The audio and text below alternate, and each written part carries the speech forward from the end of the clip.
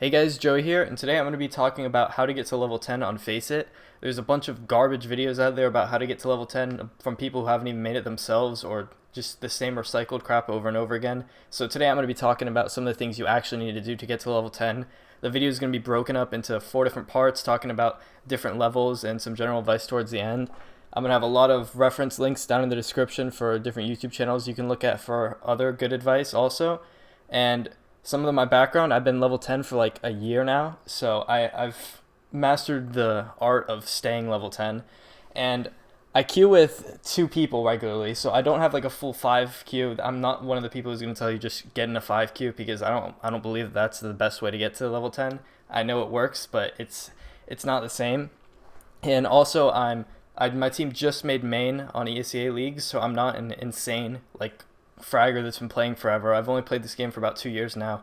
So I'm going to talk about all sorts of different things you need to know. The first section is going to be about levels 1 through 4, and then 5 through 7, 8 through 9, and then some general advice at the end along with some links. So I think this video is going to help you guys out a lot. So before I talk about the advice for levels 1 through 4, I want to talk about the most common excuse that people have, and it's that they don't have consistent players to queue with, or they don't have a 5 queue, and I don't think that you need that at all to make it to level 10. Like 90% of level 10s do not 5 queue, and the ones that do, it's not like they have an extremely high win rate compared to people with solo queue, unless they're queuing with like their whole ESEA league team, because it's not like they're going to have very much chemistry. The only real benefit they're gaining is consistent comms and maybe less toxic, but even then that's not always the case, so it's not necessarily required. And if you look on screen right now, the 2 people I play with are not very good. I play with a level 3 and a level 4, and one of them's decent, but the other one isn't. So it's not like you need to have insanely good players to play with. You can easily make it just queuing with your friends from real life that hardly play the game. So the first section of this video is going to talk about getting out of levels 1 through 4, which is relatively easy for most people, but you'd be surprised with how many people are actually stuck down here. So some of the best advice I can give you for getting out of these levels is to develop some sort of routine with DMing or doing aimbots or something along those lines, because even just 5 to 10 minutes a day can make a huge difference, and that's all you're really going to need to get out of these lower levels. So try to get on deathmatch maybe right before you play for 15 minutes, do like 20-50 kills with each gun, like AK, M4, maybe AWP if you AWP. And another good piece of advice is to learn your utility, just the basic utility. You just need to know like the basic smokes on Mirage and the basic smokes on Inferno and all the main maps that you play. I'm going to upload a video on that sometime this week, and if you guys aren't subscribed, you should subscribe so you'll be ready whenever that video comes out, because it's just going to be the basic utility you need to win pugs. Nothing advanced, nothing dumb that you see in some of these videos where they have 50 Mirage smokes or something like that. You don't need that. You only need like 4 or 5 on each map in reality. So you need to play a lot also. If you're not playing at least a couple pugs a day, then it's going to be hard to get out. You can do it, but getting to level 10 is not going to be possible if you don't play a lot. You also need to get a mic. Go sell your ugly karambit and get yourself a microphone, because there's so many players at these low levels that don't communicate, and that just makes it so much harder for your team to win games. Another thing is people blame their team for being hard stuck in these low levels, and when you're at this low of a level, it's not your team. It's 100% you, because you should be able to carry yourself out of these levels. Unless there's some external factor preventing you from getting out of levels 1 through 4, you should easily be able to carry yourself out if you are a good player. Another thing that harms people at these low levels, and even all the way up to level 10, is people change their settings like crazy. Every other game they're changing their resolution, their crosshair, anything like that. I've had the same crosshair for the past 2 years, and there's no reason you shouldn't, because if you keep the same stuff for that long, you're going to become truly comfortable with it. But you never see what that's like if you change it every month. If you're always going back and forth between stretched and normal resolution, or stretched and the 16 by 10 crap, if you're changing it that much, you're never going to get truly good with it. So getting out of levels 5 through 7 is going to be a bit harder than the earlier levels, and this is where I'm going to assume most people watching this video are stuck in, because it's the relative middle range and it's a bit harder to get out of than the earlier levels. So some of the best things you can do is to establish a proper routine. If you don't have a set routine with DMing and aimbots regularly, then it's going to be a lot harder to improve your aim to the level to get to levels 8 and 9. And if you don't know how to do that, then it's going to be hard to carry games, and that's one thing that's going to be really important in this level. You need to be able to consistently carry yourself out of these games, because you're going to have some games where if you play insane, you're going to win, and if you don't, you're going to lose. It's not going to be games where you can just regularly play good. You can just play on the edges of the map and just do nothing. It's not going to work like that. You need to figure out what works for you. Maybe you're good at opping, and that's going to help you carry games. Maybe you're good at entering and running in. Figure out what works for you and learn how to master that. Another good thing is to work on your comms. If you're somebody who doesn't talk very much at all, or you're screaming a ton and arguing with your teammates, you need to work on that a lot if you want to get out of this level, because most people at this level aren't going to have the best comms, but if you have good comms, it's going to elevate your team above the enemy team, and that's going to help a lot. Also, this is about the ranks where I'd say you need to start watching demos. Maybe not demos, but lots of YouTube content. There's lots of good channels out there. I'm going to talk about that more at the end of this video, but there's tons of good channels that can help you learn how to play your positions better and some util and angles you might not know about yet. The last thing I'm going to talk about for this level is to stop arguing with your team. There's so many people at this level that waste half the game arguing with one player on their team because they're pissed off about him. And this is something that personally I do sometimes, even because some people get really toxic and it's really annoying.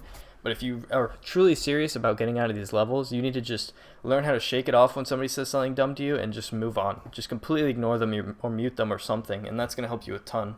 So getting out of levels 8 and 9 is where it's going to get extremely difficult, because this is where you could end up potentially stuck forever. Not everybody will make it out of levels 8 and 9 unless they put in the true practice to actually work out of these levels.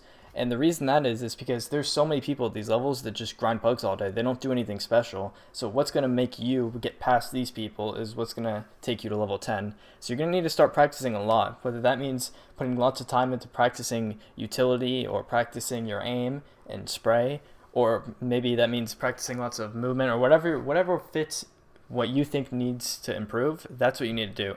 You also are going to have to really start looking at some YouTube content or demos, because if you're not keeping up with what the current metas are or the best ways to play your positions, you're not going to get above these players that are just playing the positions averagely. One other thing that's really bad at this level is people's playstyles. A lot of people get to this level and they just start getting tilted about their team, and they just start becoming these baiting players where they sit in the back and they just watch the entire game unfold in front of them. They won't have the impact needed to win the rounds. They'll just sit back and let their whole team do everything, and then they'll be the last one alive 10 of the 15 rounds in one half, and they'll have almost no impact on whether or not you won or lost that game. You're leaving it up to a coin flip. You need to be the one who learns how to make aggressive plays and win your teams the round, or else you're not going to forcefully carry yourself to the next level. You also need to truly master your positions.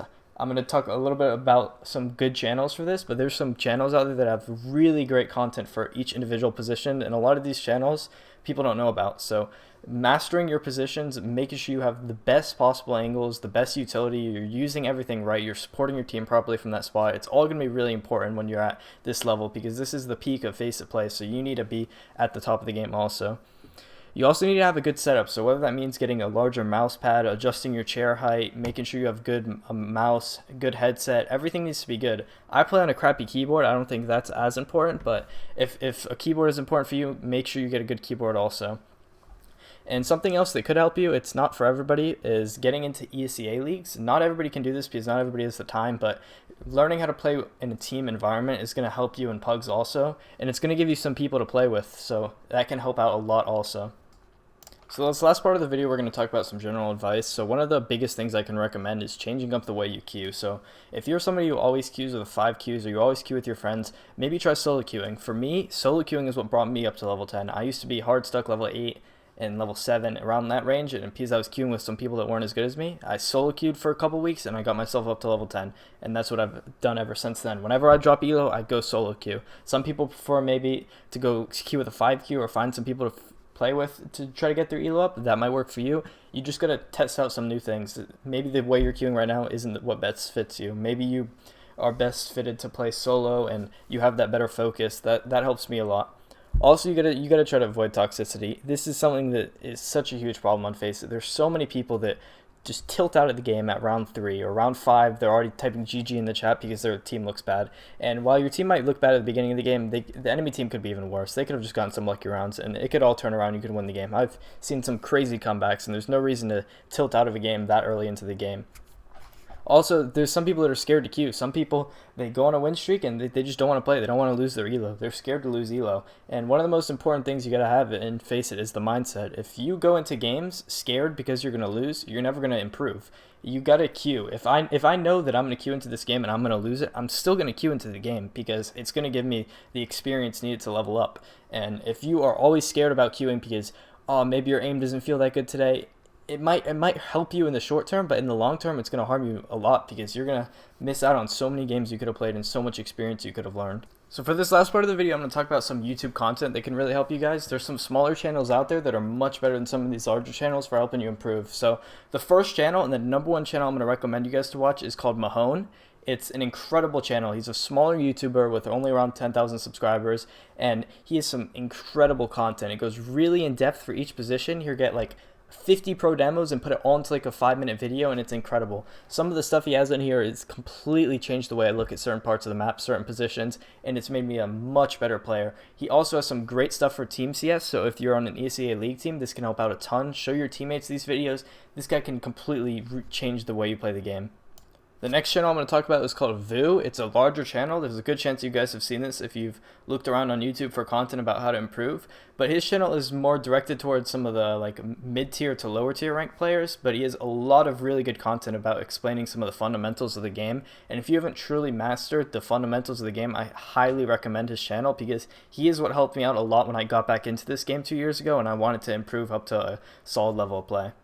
So a channel that has been making big moves recently is Launders. He's a CSGO analyst. You might have heard his voice on some pro streams, but he's been uploading these demo reviews for the past few months, and they've been incredible. He goes like 30-minute videos every single day, completely doing like a singular half of a game from a player's point of view. And if you're trying to get out of like levels 8 through 9, this can help you a ton because he goes really in depth and talks about this stuff. It's a little bit more directed towards team play. It might not be as useful for pugs, but some of the stuff he talks about can drastically change the way you play pugs, and it can help you work on a lot of things in Counter-Strike.